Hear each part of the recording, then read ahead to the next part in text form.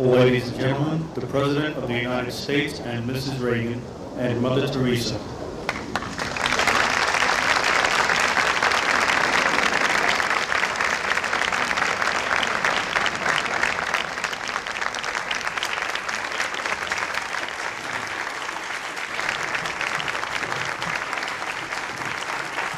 That applause is for you, not me.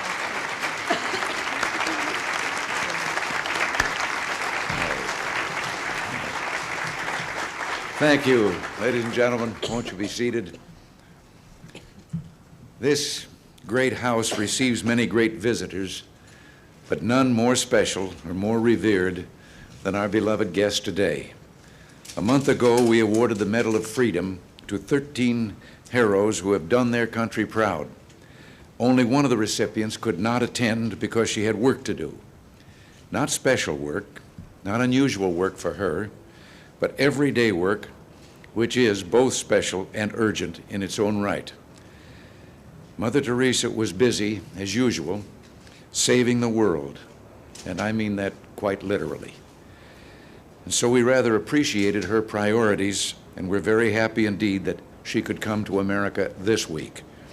Now, a moment ago, I said we'd awarded the Medal of Freedom to heroes who've done our country proud. And I believe Mother Teresa might point out here that she is most certainly not an American, but a daughter of Yugoslavia. And she has not spent her adult life in this country, but in India. However, it simply occurred to us when we wanted to honor her that the goodness in some hearts transcends all borders and all narrow nationalistic considerations. Some people, some very few people, are in the truest sense citizens of the world. Mother Teresa is. And we love her so much we asked her to accept our tribute, and she graciously accepted. And I will now read the citation.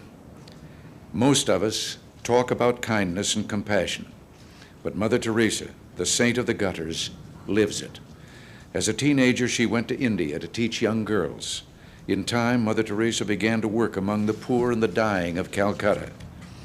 Her order of the Missionaries of Charity has spread throughout the world, serving the poorest of the poor. Mother Teresa is a heroine of our times, and to the many honors she has received, including the Nobel Peace Prize, we add with deep affection and endless respect the Presidential Medal of Freedom.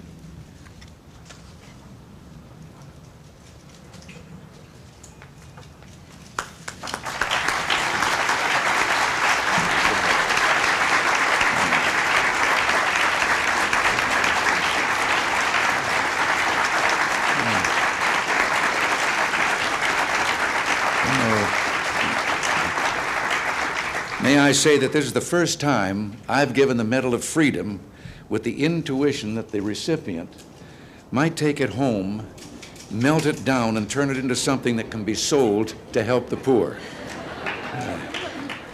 And I want to thank you for something, Mother Teresa. Your great work and your life have inspired so many Americans to become personally involved themselves in helping the poor. So many men and women in every area of life, in government and the private sector, have been led by the light of your love, and they have given greatly of themselves. And we thank you for your radiant example.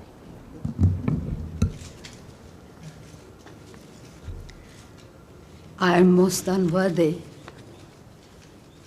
of this generous gift of our President, Mr. Reagan, and his wife, and you people of United States. But I accept it for the greater glory of God and in the name of the millions of poor people, where this gift, in spirit and in love, will penetrate the hearts of the people. For in giving it to me, you are giving it to them, to my hands, with your great love and concern. I've never realized that you love the people so tenderly. I had the experience, I was last time here, a sister from Ethiopia phoned me and said, our people are dying, our children are dying. Mother, do something. And the only person that came in my mind while she was talking, it was the president. And immediately I wrote to him and I said, I don't know, but this is what happened to me.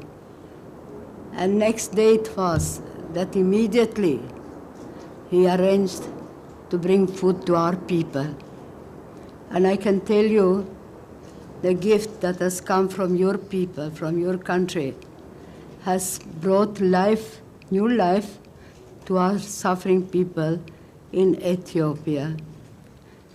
I also want to thank the families here in the United States for their continual and delicate love that they have given and they have shown by giving their children to become sisters and to serve the poor throughout the world. We are now all over the world and trying to bring the tenderness and the love of Jesus. And you cannot go where we go. You cannot do what we do. But together, we are doing something beautiful for God. And my gratitude to you, President, and your family, and to your people, is my prayer for you, that you may grow in holiness through this tender love for the poorest of the poor. But this love begins at home, in your own family, and it begins by praying together.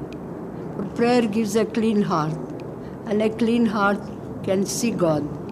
And if you see God in each other, you will have love, peace, joy together. And works of love are works of peace, and love begins at home. So my sisters, brothers, and fathers, we are going, and all our poor people, thousands and thousands and thousands of people that we deal with, I bring their gratitude to you, and keep the joy of loving. Love them, begin in your own family first, and that love will penetrate right through the furthest place where no one has ever been. There's that tenderness and love of Christ. And remember that whatever you do to the least, you do it to him, Jesus said. You did it to me. What a wonderful opportunity for each one of us to be 24 hours with Jesus. And in doing what we are doing, as he said, if you receive a little child in my name, you receive me. If you give a glass of water in my name, you give it to me. So what the wonderful, beautiful tenderness and love of Christ for each one of us. So once more, I want to thank you for this beautiful gift, which I'm sure it will bring great joy to our people by sharing it with them. God bless you and keep you in his heart.